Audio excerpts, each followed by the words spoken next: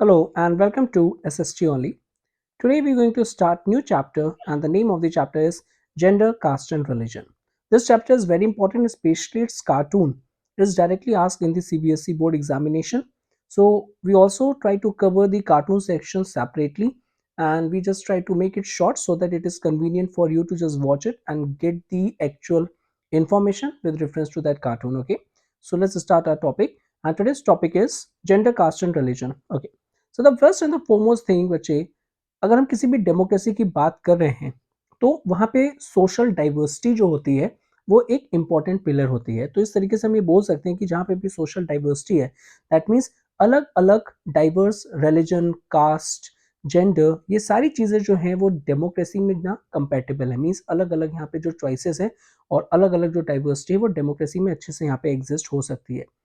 अब political expression की अगर हम बात करें बच्चे, यहाँ पे सोशल डिफरेंसेस जो है यहाँ पे सर वो डेमोक्रेटिक सिस्टम के लिए काफी इंपॉर्टेंट है। यानी जो सोसाइटी में अलग अलग डिफरेंसेस हैं उनका जो पॉलिटिकल एक्सप्रेशन होना चाहिए वो एक डेमोक्रेटिक सिस्टम को रन करने के लिए काफी इंपॉर्टेंट है। Means different different social section के पास ये ऑब्जेक्टिव होना चाहिए, ये अपॉर्चुनिटी होनी चाहिए यहाँ पे कि वो अपने व्यूज को, अपनी रिक्वायरमेंट को एक्सप्रेस कर सकें पॉलिटिकली। यहाँ पे अब क्वेश्चन आता है कि सर हम जो सोशल डिफरेंसेस की बात कर रहे हैं इसमें क्या क्या चीजें आ जाएंगी सोसाइटी में, किन डिफरेंसेस की हम बात कर रहे हैं। हम बात कर रहे हैं based on the gender, gender के बेसिस पे male female third gender, religion के बेसिस पे हिंदू मुस्लिम सिख जैन क्रिश्चियन जैन पारसी सारी चीजें हो जाएंगी। कास्ट के बेसिस पे some caste are consider as the upper caste while some are caste are consider as the low caste. तो ये सारी चीजें जो है बच्चे यहाँ पे हम इन सब चीजों की यहाँ पे बात कर रहे हैं। अगर हम जेंडर और पॉलिटिक्स की बात करेंगे तो अगर हम जेंडर डिवीजन की बात करेंगे बच्चे यहाँ पे तो सर जेंडर डिवीजन की एक्चुअल डेफिनेशन क्या है। सिंपली बच्चे सोशल डिवीजन में हायरार्की जो सबसे ऊपर होता है वो यहाँ पे मेल होता है और जो नीचे होता है वो यहाँ पे फीमेल होता है। यही जेंडर डिवीजन हम यहाँ पे बोल देते हैं। अगर हम इसको एक डेफिनेशन हमको चाहिए तो form of hierarchical social division, यहाँ पे सोसाइटी में हायरार्की के बेसिस पे डिवीजन हो जाता है बच्चे। यहाँ पे हर जगह ये सारी चीजें देखने को मिलती हैं बच्चे यहाँ पे। बट सर हर जगह सोसाइटी में हर जगह जेंडर डिवीजन विजिबल है यहाँ पे। लेकिन अगर हम इस चीज को बात करेंगे पॉलिटिक्स में तो इसको रिकॉग्नाइज नहीं किया जाता, क्योंकि वो रिकॉग्नाइज करेंगे तो उनको ये जेंडर डिवीजन एंड करना होगा, जेंडर इक्वालिटी करनी होगी। इसीलिए यहाँ पे ये पॉलिटिक्स में रिकॉग्नाइज ही नहीं करते कि ये भी कोई एक प्रॉब्लम सोसाइटी में एग्जिस्ट करती है। अब क्वेश्चन आता है कि सर अगर हम जेंडर डिवीजन की बात करते हैं तो हम किस बेसिस पे जेंडर डिवीजन को करते हैं। सर एक तो नेचुरल होता है जो यहाँ पे सर नॉर्मली हम बायोलॉजिकल बेसिस पे करते हैं। फॉर एग्जाम्पल जो मैन विमेन है सर वो तो यहाँ पे अंडरस्टैंडेबल है। लेकिन अगर हम बात करेंगे बच्चे यहाँ पे on the basis of the man made, यानी जो सोसाइटल नॉर्म्स के बेसिस पे होता है और जो स्टीरियोटाइप्स के बेसिस पे होता है सर वो एक्सेप्टेबल नहीं है कि विमेन्स जो है हमेशा मेन के इंफीरियर हैं। तो ये क्या हो गया, स्टीरियोटाइप हो गया, ये क्या हो गया, एक सोसाइटल नॉर्म्स हो गया, ये क्या हो गया, एक मेंटेलिटी हो गया। तो जेंडर डिवीजन को हम किसके बेसिस पे कर सकते हैं, एक तो नेचुरल है सर वो चेंज नहीं हो सकता, एक बार नेचर के थ्रू यहाँ पे जो भी एक जेंडर है सर वो चेंज नहीं हो सकता। लेकिन सर जेंडर डिवीजन अगर आप यहाँ पे सोसाइटल नॉर्म्स के बेसिस पे करते हो और अपने स्टीरियोटाइप के बेसिस पे करते हो। अब ये जो वर्ड है स्टीरियोटाइप, इसका लिटरल मीन्स क्या होता है, आपने माइंड में एक इमेज बना ली है और वो जो इमेज है और उसके अकॉर्डिंगली आप चीजों को यहाँ पे जज करते हो। तो ये जो स्टीरियोटाइप जो वर्ड है, फॉर एग्जांपल अगर हम इसको एग्जांपल के कॉन्टेक्स्ट में समझें कि हम विमेंस को कंसीडर करते हैं दे आर दी इंफीरियर। अब कितनी भी इंटेलेक्चुअल विमेंस आ जाएं या फिर कितना भी विमेंस अचीव कर ले अपनी लाइफ में, कितने भी बड़े सिग्निफिकेंस कंट्रीब्यूशन वो अचीव कर लें, लेकिन मैंने जो एक माइंड में अपनी इमेज बना रखी है मैं उसी लेंस से उन सारी चीजों को देखूंगा और मेरे लिए यहाँ पे ये स्टीरियोटाइप का काम करेगा। बिकॉज मैं विमेन को कभी भी एक्सेप्ट नहीं कर सकता कि वो क्या है यहाँ पे सर वो हमसे सुपीरियर यानी मेन से सुपीरियर है। तो दैट टाइप ऑफ जो एक इमेज ऑलरेडी माइंड में हम क्रिएट कर लेते हैं, सेट कर लेते हैं यहाँ पे, उसको हम यहाँ पे बोलते हैं स्टीरियोटाइप। और यहाँ पे सोसाइटल जो है नॉर्म्स हैं वो काफी इंपॉर्टेंट रोल प्ले करते हैं। तो इस तरीके का अगर आप जेंडर डिस्क्रिमिनेशन या फिर जेंडर डिवीजन करते हो तो ये टोटली अनएक्सेप्टेबल है। अब जरा पब्लिक प्राइवेट डिवीजन की यहाँ पे बात कर लेते हैं बच्चे कि जेंडर का रोल और डिवीजन ऑफ लेबर में क्या चीज है। सो स्टार्टिंग से ही बॉयज एंड गर्ल्स को यहाँ पे जब बड़ा किया जाता है तो उनके अंडर में एक स्टीरियोटाइप को क्रिएट कर दिया जाता है कि जो विमेन है सर वो मेन घर के काम करेंगी, चाइल्ड रियर करेंगी यहाँ पे। अब ये जो चीज है बच्चे ये सेक्सुअल डिवीजन ऑफ लेबर में आ जाता है यहाँ पे कि फीमेल्स में सिंपली कि फीमेल को यही बोला जाता है कि आपको यही मेन काम करना है। लेकिन सर क्या कहीं लिखा हुआ है ऐसा, नहीं बच्चे, it is due to the stereotype और सोसाइटल नॉर्म्स में।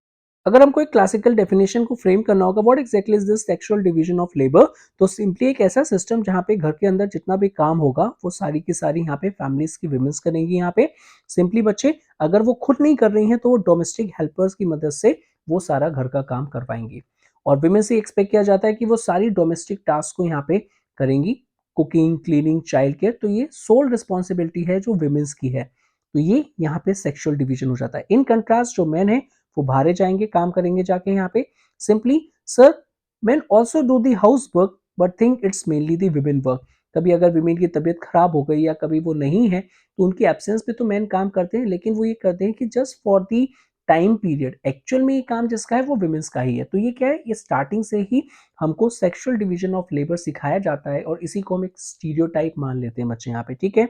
अब क्वेश्चन आता है कि सर अगर यही सारे काम, कुकिंग, क्लीनिंग और यहाँ पे चाइल्ड केयर तो नहीं, लेकिन हाँ अगर हम नर्सिंग की बात करेंगे, अगर यही टास्क मैन करेंगे तो सिंपली बच्चे यहाँ पे ये सारी चीजें क्या हो जाएंगी सर, ये अगर ये पेड हो रही हैं यहाँ पे, तो सर वो मेन डायरेक्टली इन सारी चीज़ों को करना स्टार्ट कर देंगे। फॉर एग्जांपल अगर आप बाहर के फूड स्टॉल देखोगे या फिर रेस्टोरेंट्स में देखोगे, सो मोस्टली आपको मेन ही कुक्स मिलेंगे यहाँ पे, ठीक है। अगर क्लीनिंग, मॉपिंग पे आप देखोगे बाहर जितने भी यहाँ पे शॉप्स पे हैं तो उसमें मेन ही देखने को मिलेंगे।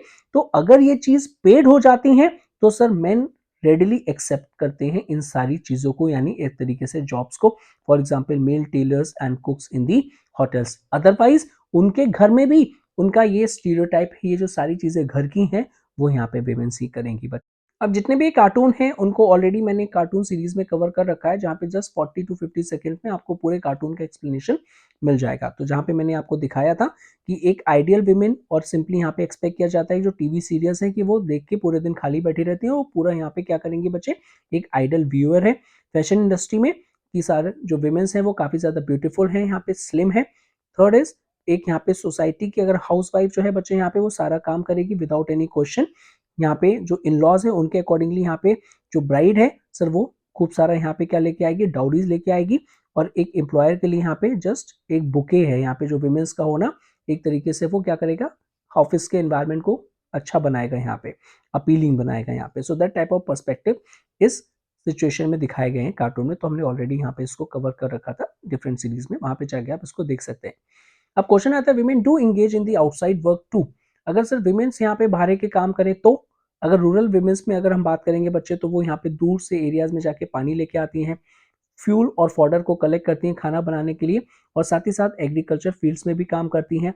इन कंट्रास्ट अगर हम अर्बन विमेन्स की बात करेंगे बच्चे, यहाँ पे सर जो पुअर होती हैं सर वो यहाँ पे एज अ डोमेस्टिक हेल्पर्स की तरह यहाँ पे काम करती हैं मिडिल क्लास होम्स में। और जो मिडिल क्लास जो यहाँ पे है विमेन्स सर वो ऑफिस में वर्क करती हैं बच्चे यहाँ पे।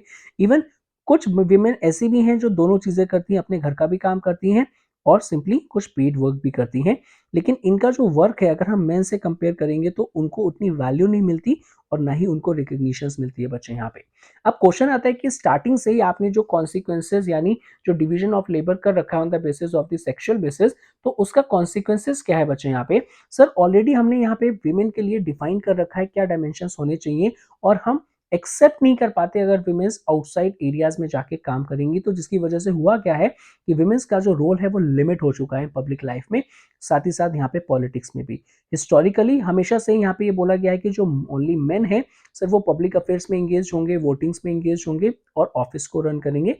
यानी हम ये सारी चीजों को ऑलरेडी एक्सेप्ट कर चुके हैं, सोसाइटल नॉर्म्स को हमने बना रखा है, जिसको चेंज करना बहुत ही ज्यादा यहाँ पे आज के टाइम पे काफी टफ है।